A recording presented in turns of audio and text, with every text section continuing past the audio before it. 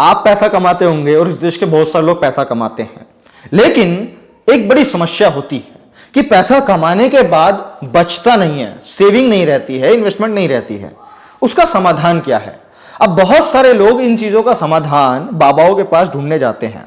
तो बहुत सारे लोगों ने सवाल किया हमारे प्रिय देवकी नंदन ठाकुर जी महाराज से कि महाराज जी, पैसा कमाते तो हैं लेकिन रुकता नहीं है, कोई समाधान बताओ। तो इससे पहले कि मैं आपको कुछ बताऊं, पहले हम बाबा जी का थोड़ा ज्ञान सुनते हैं ताकि हमारे भी ज्ञान चक्षु जो है वो खुल पाए। तो चलिए सुनते हैं बाबा जी की बात। बोले पैसा आ रहा है, रुक नहीं रहा है, ये समस्या ये सबकी है। आप घर में पूजा करो, आप भजन बढ़ाओ, ज्यादा से ज्यादा करो, और जब भी अवसर मिले ऐसे पार्थिव शिवलिंग की सेवा करो। जब जब लक्ष्मी की चाहिए आपको तो शंकर भगवान को याद करो, गन्ने के रस से अभिषेक कर दिया करो, महीने में एक कर लिया करो गन्ने के रस से अभिषेक, पूरा जैसे विधि विधान से यहाँ करते हो। ये पहले पूजन फिर सब होके फिर अभिषेक किया करो गन्ने के रस से, लक्ष्मी प्राप्ति के लिए। पैसे के लिए परेशान नहीं होगे, हर महीने करो। मैं तो कह रहा हूं हर सोमवार करो जिन्हें ज्यादा चाहिए। शाम के समय नौकरी पैसा काम कुम करके आ जाओ, शाम को ही करने बैठ जाओ, कोई तकलीफ नहीं। लेकिन शिव पूजन अवश्य करो, आपको करना चाहिए।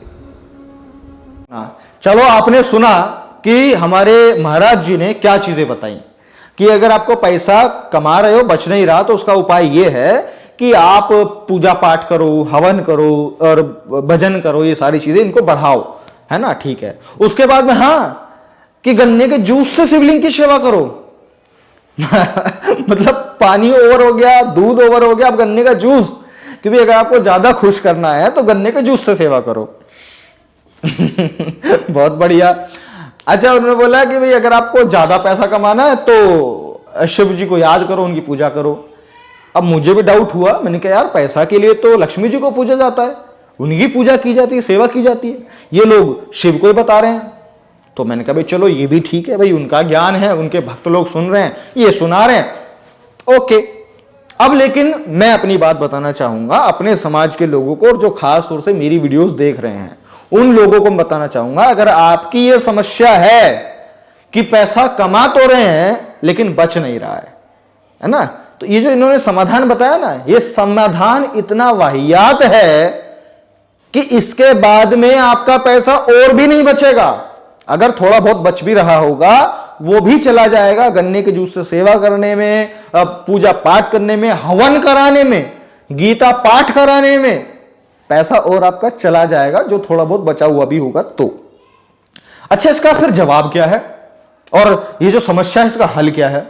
अब एक बात आप समझिए कि इंसान को पैसा कमाना है, कमाने के लिए कोई रोजगार करना पड़ेगा, जॉब करनी पड़ेगी, व्यवसाय करना पड़ेगा। अब उस किसी भी जॉब को करने के लिए, किसी भी व्यवसाय को करने के लिए या कोई भी काम करने के लिए आपको पहले वो काम सीखना पड़ेगा, और सीखने के लिए आपको उस काम में पहले समय देना पड़ेगा, तब आप उसको सीख पाएंगे। ठीक है? तो यानी कि स्टेप क्या है कि पहले आपने किसी भी काम को सीखा, उसमें समय दिया और सही डायरेक्शन में समय दिया, सीखने पे ही, कर करके सीखने पे ही आपने समय दिया। उसके बाद आपने सीखा, सीखने के बाद में आपने उसको करना शुरू किया, धीरे धीरे ग्रोथ हुई और फिर आपका एक इनकम जो है वो आना शुरू हो गया, आपका एक पैसा जो है वो आना शुरू हो गया। तो ये तो था कमाई का सीन कि भाई कमाई ऐसे होती है। उसके बाद में कि भाई कमा तो रहे हैं लेकिन बच नहीं रहा। अब बचाने के लिए बाबा ने तो उपाय बताए, और जो कि उपाय सारे वाहियात उपाय हैं। अच्छा, अब करना क्या पड़ता है फिर बचाने के लिए? पैसा बचाने के लिए आप लोगों को भगवत गीता पढ़ने की जरूरत नहीं है, शिवलिंग पर गन्ने का जूस चढ़ाने की जरूरत नहीं है, घर में हवन पाखंड हवन कुंड करके जो चीजें होती हैं वो कराने की जरूरत नहीं है। आपको यदि पैसा बचाना है तो आपको फाइनेंशियल एजुकेशन लेने की जरूरत है। कि किस तरीके से अपनी कमाई हुई पूंजी को हम कितना इन्वेस्ट करें, कितना एसेट्स में हम डालें, कितना लायबिलिटी में डालें, कितना पैसा अपने पर्सनल खर्चे के लिए रखें, कितना पैसा मेडिकल हेल्थ के लिए रखें, कितने पैसे को लॉन्ग टाइम इन्वेस्ट करें, कितने पैसे को शॉर्ट टर्म इन्वेस्ट करें। That all the things are the financial education. जब तक आप इस एजुकेशन को नहीं लोगे तब तक आपका पैसा बचने वाला नहीं है।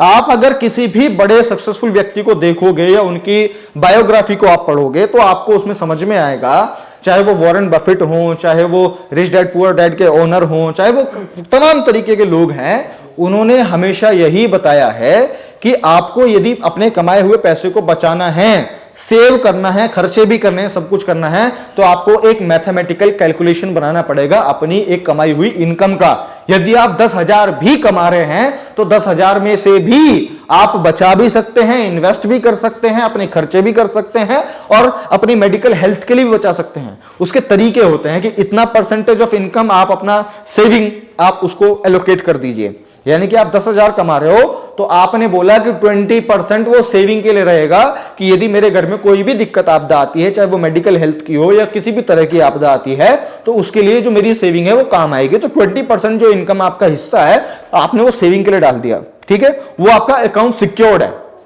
20% आपने सेविंग में डाला। उसके बाद में कि भाई मेरे पास ज्यादा तो नहीं है पैसा इन्वेस्ट करने के लिए, जो रिस्की वाला इन्वेस्टमेंट होता है, तो आपने उसका 10% हिस्सा लिया कि भाई मैंने 1,000 रुपए जो है इन्वेस्टमेंट के लिए डाल दिया। मैं कहीं पे भी इन्वेस्ट करता हूं, चाहे एसआईपी में, चाहे म्यूचुअल फंड में, चाहे कॉर्पोरेट में, चाहे आपका जो भी और सारे जो इन्वेस्टमेंट होते हैं कई तरीके के, आपने उनमें इन्वेस्ट किया उसको, ठीक है। उसके बाद में कुछ पैसा आता है कि ये मैं अपने एसेट्स के लिए जो है रखता हूं, इतना अपना परसेंटेज ऑफ फंड अपना एसेट्स के लिए रखता हूं कि जो सामान, जो प्रोडक्ट्स या फिर जो चीजें मेरे आगे बढ़ने के लिए काम आने वाली हैं उनको कहते हैं एसेट्स। कि हाँ, मैं उस पैसे को उसमें इन्वेस्ट कर रहा हूं जो कि हो सकता है आने वाले टाइम में मेरे को पैसा रिटर्न करके देगा या मेरी हेल्प करेगा रिटर्न करने में। फिर आती है लायबिलिटी। आप कुछ पैसा अपना जो है उसका लायबिलिटी के लिए स्टोर करते हो कि भाई हाँ, ये परसेंटेज ऑफ मनी मेरी इनकम का मैं इसको अपनी लायबिलिटी के लिए रखता हूं कि भाई क्योंकि हर इंसान के शौक होते हैं और कि भाई ये चीजें जो है, ये पैसा मैं अपने शौक के लिए इस्तेमाल करता हूं। चाहे वो आईफोन लाना हो गया, बाइक लाना हो गया, जो भी कुछ और आपके शौक होते हैं, कुछ खाना पीना हो गया, बड़े होटल में जाना हो गया, बहुत सारी तरह की चीजें होती हैं, ट्रिप पे जाना हो गया कहीं भी, तो वो सब लायबिलिटी में आती हैं। तो उसके लिए आप फंड एलोकेट करते हो अलग से। तो इस तरीके से जब आप डिवीजन ऑफ इनकम करते हो with a proper financial knowledge, तब आपकी प्रोबेबिलिटी बनती है कि आप in a proper way, without wasting your time, without wasting your money, आप पैसे को सिक्योर भी कर लोगे, इन्वेस्ट भी कर लोगे और अपने जो पैसे हैं उनको खर्च भी करके अपने जीवन में भी कुछ अपने इंप्लीमेंट कर लोगे। तो ये तब होता है जब हम फाइनेंशियल नॉलेज लेते हैं। और फाइनेंशियल नॉलेज लेने के लिए आपको किसी भी बाबा का लाइफस्टाइल पढ़ने की जरूरत नहीं है, क्योंकि अगर आपके जीवन में यह जो प्रॉब्लम है वो वास्तविक है तो मैं यही रिकमेंड करूंगा कि जो इस देश में सक्सेसफुल लोग रहे हैं, आप YouTube पे सर्च करो, गूगल पे सर्च करो कि कौन सक्सेसफुल लोग हैं जो इनकम के तौर पे सक्सेसफुल हैं, उनके नाम पढ़ो, नाम के बाद में उनकी बायोग्राफी को पढ़ो, चाहे वीडियोस के माध्यम से देखो, चाहे ऑडियो बुक के माध्यम से सुनो, उनसे आप समझो। Rich dad poor dad book मैं आपको रिकमेंड कर सकता हूं कि rich dad poor dad book को पढ़िए, उसमें आपको बहुत सारी जो फाइनेंशियल नॉलेज है वो आपको मिल जाएगी। तो इस तरीके से आप अपने जीवन में बेहतरी कर सकते हैं। और एक मैं लास्ट में स्टेटमेंट देना चाहूंगा दोबारा से कि बाबा के बताए हुए उपाय से आप जीवन में कदापि अपनी इनकम में से सेविंग नहीं कर सकते, पैसा नहीं बचा सकते, और आप ही नहीं, इस देश का कोई भी व्यक्ति इनके उपायों से पैसा नहीं बचा सकता। और इसीलिए मुझे मजबूरन इनके बारे में, इनके ऊपर में वीडियो बनाना पड़ता है, क्योंकि ऐसे वाहियात जो ये चीजें बताते हैं जो कि एग्जिस्ट ही नहीं करता, ये वो चीजें बताते हैं और लोगों को गुमराह करते हैं। वो मैं नहीं चाहता कि लोग गुमराह हों। Proper knowledge, proper guidance, proper direction में वो लोग आगे बढ़ें ताकि उनका, उनके परिवार का और इस देश का भला हो सके। तो अगर आपको वीडियो समझ में आई है, आप चाहते हैं कि कुछ अन्य लोगों तक भी ये बातें समझनी चाहिए, उनको भी ये पता चलना चाहिए, तो इस वीडियो को जरूर अपनी वीडियो ग्रुप्स में और पेज पे जो भी जैसे भी आप शेयर कर सकते हैं, इस वीडियो को जरूर शेयर कीजिएगा। मैं प्रशांत बोध मिलता हूं आपसे अगली वीडियो में, तब तक के लिए बहुत बहुत शुक्रिया, धन्यवाद।